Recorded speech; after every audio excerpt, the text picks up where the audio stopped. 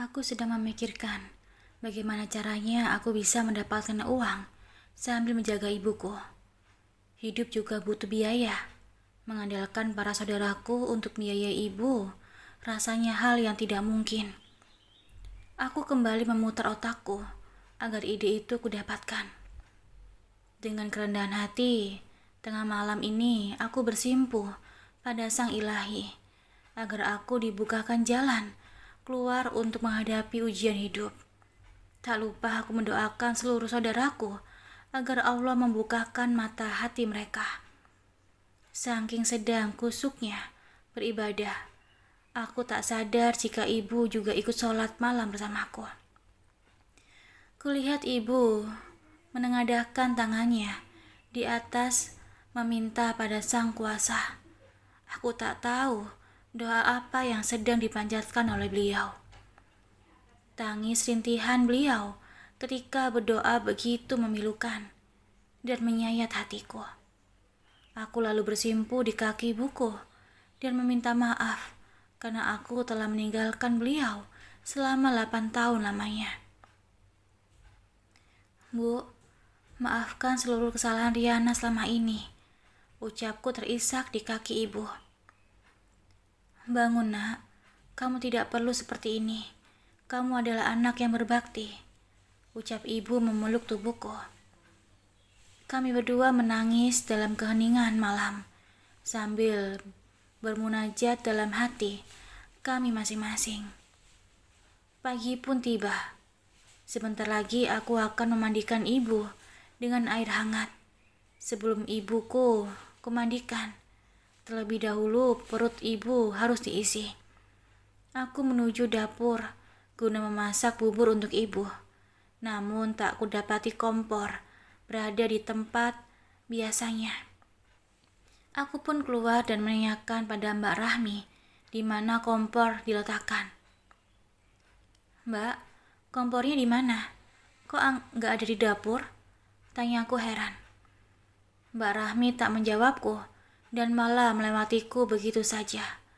Aku mengikutinya kemana Mbak Rahmi melangkah. Mbak, di mana kompornya?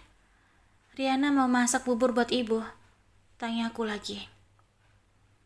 Kalau nggak ada di tempatnya ya beli dong, ucap Mbak Rahmi ketus. Ada apa sih Mbak? Kok Mbak jawabnya gitu? Ucapku lembut. Memang ada yang salah dari jawabanku. Kamu beli dong kompornya. Masa itu saja masih nebeng?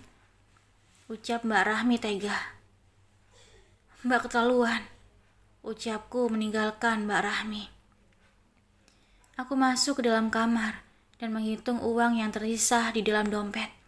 Uangku tinggal 100.000 rupiah.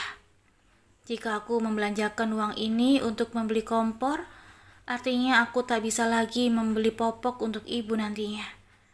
Aku menangisi diriku sendiri atas sikap kakak kandungku. Nak, ibu sedang berpuasa. Tidak usah membuatkan ibu bubur, ucap ibu menghampiriku. Mendengar kata puasa, aku tak kuasa membendung air mataku. Aku memanggil ibu dengan lirih dan menangis secegukan di pangkuannya. Nak, orang sabar itu akan selalu menang. Ibu sangat bangga padamu. Tadinya ibu merasa telah gagal mendidik anak-anak ibu.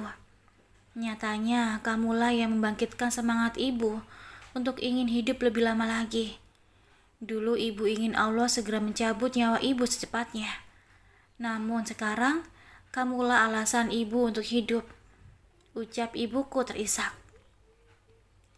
Aku segera menghapus air mataku dan bergegas keluar rumah guna membeli bubur di warung. Tak lama, aku pun kembali dengan menenteng 2 kantong plastik yang berisikan bubur ayam. Makanlah Bu, ucapku pada ibu. Ibu puasa nak, ucap ibu menolak.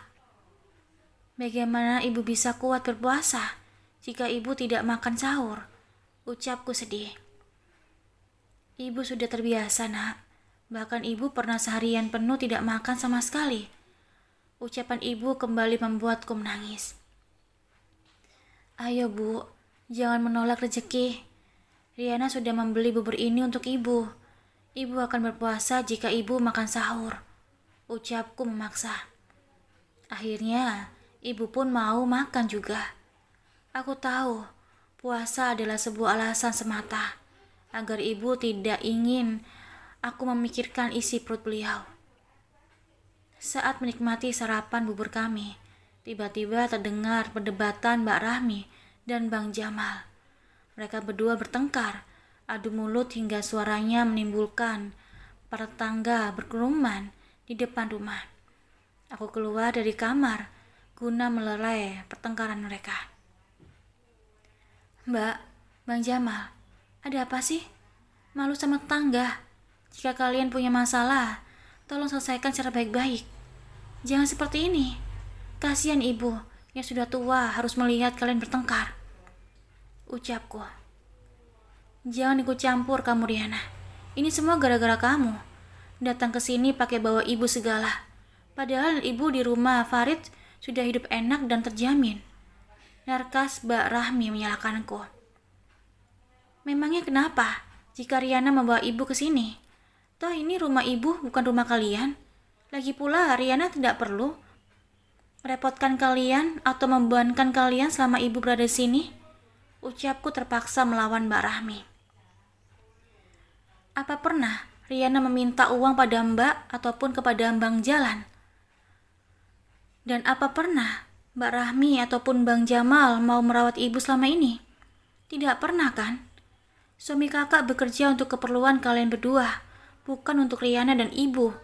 Di mana baktimu sebagai seorang anak, Mbak? Apa kalian lupa jika kalian numpang hidup di rumah ibu? Ucapku emosi. Jadi kamu berani mengusir kami, ha? Ucap Mbak Rahmi salah paham dan suaranya sudah mulai meninggi.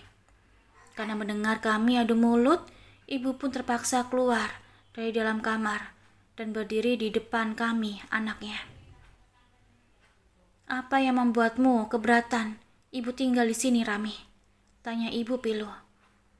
Rami hanya mengkhawatirkan biaya pengobatan ibu jika ibu sakit nanti. Alasan Mbak Rahmi. Tidak perlu mengkhawatirkan ibu, Rahmi. Selama ini ibu sudah terbiasa tidak diurus. Ucap ibu lembut, namun ucapannya mampu menyinggung saudaraku. Mbak Rami hanya bisa terdiam dan menundukkan kepalanya karena malu. Bila kalian keberatan ibu tinggal di sini, kalian bisa pergi dari sini. Ini rumah ibu, dan ibu berhak menempati rumah peninggalan bapak kalian. Ucap ibu tegas. Kedua bola mata Mbak Rahmi dan Bang Jamal melotot mendengar ucapan ibu barusan. Dari wajah mereka, serasa tak percaya jika ibu baru saja mengeluarkan ucapan yang mungkin belum pernah mereka dengar selama ini. Dengan spontan, Mbak Rahmi langsung bersimpuh di kaki ibu untuk meminta maaf. Jangan usir kami, Bu. Di mana kami akan pergi jika kami meninggalkan rumah ini? Ratap Mbak Rahmi ketakutan. Ibu tidak pernah mengusir kalian, nak. Ibu ingin kalian semua tetap mendampingi ibu sampai akhir hayat ibu. Apa salah jika ibu menginginkan belas kasih dari kalian anak ibu? Runtuh sudah pertahanan ibu untuk tetap tegar. Tangis ibu mengisak karena kecewa oleh ulah anak-anaknya. Sudah tak terhitung kalinya air mata ibu keluar karena menangisi ulah kalian semua. Apa Mbak tak pernah ingat dengan kasih sayang ibu saat Mbak kecil dulu? Bahkan rasa kasih sayang itu tak pernah berubah sampai detik ini. Meskipun kalian durhaka pada ibu, tapi tangan ibu selalu mengenadahkan ke langit untuk mendoakan kalian semua, anak-anaknya yang terbaik.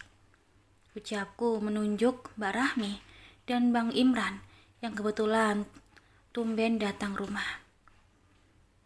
Mendengar suara gaduh dari rumah, para tetangga datang menonton perselisihan kami. Sampai kabar ini terdengar oleh Bang Imran, dan Bang Imran akhirnya menampakkan wajahnya setelah sekian lama aku berada di rumah Mbak Rahmi. Bang Imran menunduk malu saat aku menunjuknya. Tadi bersama Mbak Rahmi.